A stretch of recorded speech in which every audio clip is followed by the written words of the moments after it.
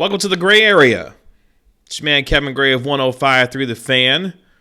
Appreciate everyone continuing to like, comment, and subscribe to my YouTube channel right here on Kevin Gray Sports. You can follow me all over social media on Twitter, Facebook, and Instagram at Kevin Gray Sports. It means a lot that you guys continue to check out the content that I put out here on this particular channel. But I would like for the Cowboys to check out, if they could for me, is some safety help. After 3 weeks of football, the secondary for the Dallas Cowboys continues to be putrid and pathetic. This past week, they gave up another 38 points to Russell Wilson, who threw for 5 touchdown passes. Prior to that, they gave up 39 points to the Atlanta Falcons, although they were able to come back from a 20-0 deficit to win in spectacular fashion. There was no such comeback this past week against the Seattle Seahawks, who continue to prove behind Russell Wilson to pose one of the best offenses in all of the National Football League, with DK Metcalf and Tyler Lockett, who torched him for 3 touchdowns of his own. Yet and still, the Dallas Cowboys refuse to get after and find safety help after guys like Darian Thompson and Xavier Woods, Daryl Worley, and others look confused and befuddled and utterly lost in the secondary on multiple occasions against the Seattle Seahawks and against the Atlanta Falcons. In back-to-back weeks now, the Dallas Cowboys have given up a total of 77 points and have given up nearly 100 points to start off this season. So when you look at the Cowboys in this particular secondary, who's giving up 126 passer rating to opposing quarterbacks in the National Football League, continue to give up nearly 33 points per game, you look around and you say, why in 2020 does the Dallas Cowboys refuse to invest in the one position that it seems like everyone else across the National Football League has decided to invest in when it comes to safeties, in the safety position?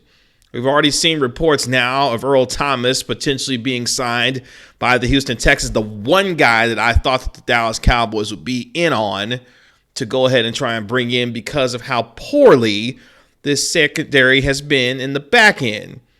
Let me give you something to think about. How poor was Clinton-Dix to have been to gotten cut from this football team, knowing how pathetic the Dallas Cowboys secondary and the back end of it has been so far through 3 football games? That should tell you something. And I don't care that Mike Nolan has tried to put in an aggressive defense that tries to get after folks in turnovers. The Cowboys still don't do that after near a decade of the inability to turn over teams in the secondary. They still can't do it. They finally got some pass rush home this past week. Aldon Smith had 3 sacks.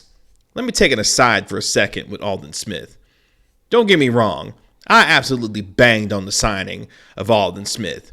I'm sick of the Cowboys trying to ball on a budget and be smarter than everybody else when it comes to finding these bargain basement players who have had issues in the past and try to reclimate them and bring them into their program to hopefully turn their career around.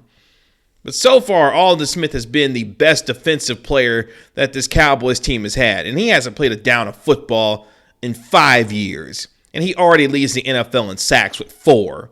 And as I mentioned, had 3 on Sunday. So forgive me on the Aldon Smith one. Dead wrong on that one. Happy to be wrong on that one. But at the same time, how is a guy who hasn't played in 5 years the best defensive player on your football team through 3 games, knowing that you have individuals like DeMarcus Lawrence and others who have been around for quite some time, not producing at the kind of level that they should be, especially at the compensation that they're actually giving? You say, Kevin, that's low-hanging fruit there, but I understand that. But for a guy, DeMarcus Lawrence, who, yes, has been effective against the run, has been really good in that area, you still want to see him continue to get after the quarterback. I know he helped make plays for Robert Quinn a year ago, who got money whipped by the Chicago Bears and got a long-term deal there and helped create havoc for Robert Quinn to be able to get after the quarterback. But I want to see DeMarcus Lawrence himself get after the quarterback and put the quarterback on the ground like his countermate in Aldon Smith. So good for Aldon Smith continuing to play well for the Cowboys for the first 3 weeks. But again, back to this secondary. It amazes me that in 2020, the NFL looked around and said, hey, this is a passing league. When you look at teams like the Kansas City Chiefs, for example, invested in Tyrann Mathieu and Juan Thornhill. When you look at teams like the New England Patriots with the McCourty twins in the back end of their secondary, Stephon Gilmore, the Defensive Player of the Year, many other teams across the National Football League looked around and said, hey, we need to invest in the back half of the secondary. And the Dallas Cowboys are notorious for not investing in the safety position. They think they can go find their Darren Woodson. They haven't been able to find a Darren Woodson in 20 years. And yet and still, this Cowboys team continues to get torched week after week after week. And it absolutely floors me that the Cowboys think that they're smarter than everybody else and not invest in the safety position when they look around and see the rest of the National Football League continue to do so and it benefit them.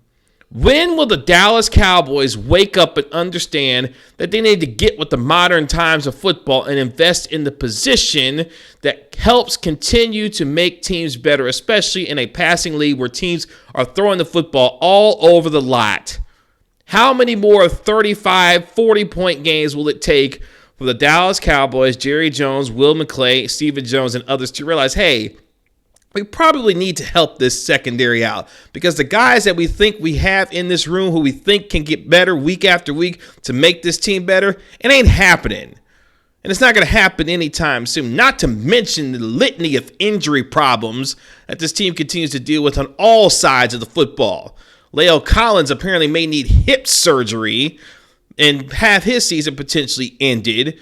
You still have Leighton Vander Esch, who's still dealing with a broken collarbone. You still have injuries in the secondary with guys still trying to get healthy. Chidobe Awuzie out with a hamstring injury with a litany of other individuals. It seems like the wheels are starting to fall off in many areas for this Cowboys football team. You say, Kevin, you should probably be a little more encouraged by the way the Cowboys offensively played against the Atlanta Falcons and then most recently against the Seattle Seahawks. Yeah, I get that.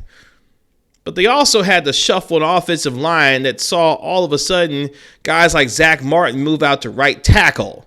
Tyler Biadasz, the rookie out of Wisconsin, playing center. Joe Looney moving over to right guard. Your man Connor Williams still continues to get his butt whooped week after week at the left guard position while Brandon Knight's still trying to figure out at the left tackle position while Tyron Smith tries to still get healthy. So there's a lot of issues and problems, but the main one rests in that secondary. Until the Cowboys pull the heads out of their tails and realize we need to get this secondary season some help back here, the season is not going to go very far. This Cowboys team is 1-2.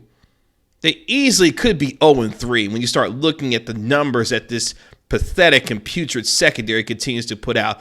And quite frankly, I'm about over it. You watch other teams get desperate like the Houston Texans say, hey, you know what? We're pretty bad in our back half of our secondary. We're going to go ahead and call Earl Thomas. Let me ask you a question. When did the Dallas Cowboys all of a sudden become the moral police? This was a team that never had any issue bringing in players of issue or of trouble in the past, but yet Earl Thomas is where you want to draw the line? Give me a break. The Cowboys have always been in the position to get who they want, when they want, however they want, when they decide to choose to do so. And for them to seemingly pass on Earl Thomas, who is arguably the best safety on the market, knowing how pathetic this secondary has been, floors me. And it makes me really question, what are we actually doing here? Because the developments of Darian Thompson and others has been slow, and it doesn't seem like it's going to come around anytime soon for this football team, especially when you start thinking about some of the offenses that they still have yet to face. I'm talking about the Steelers. I'm talking about the Ravens. I'm talking about the Arizona Cardinals. These offenses are going to put pressure on you week after week. And yet the Cowboys say, hey, we got it right here in-house. We got the fellas right here in this room to make this thing happen. Show me. Where are they? Because they haven't shown up in the first 3 weeks of this season. So for the Dallas Cowboys, it's time to put up or shut up, step up or step aside when it comes to being a true NFC contender. Because if they cannot solve this problem in their secondary, it's going to be one heck of a long season in a real negative way for a football team that had a lot of positive aspirations going for them at the beginning of this season. How sad is that we are still here talking about the same ridiculous issues for the secondary 3 weeks into a season, and the Cowboys simply refusing to deal with it? Only time will tell if they actually do. It's been another episode of The Gray Area. You can follow me on Twitter, Facebook, and Instagram at Kevin Gray Sports. Peace.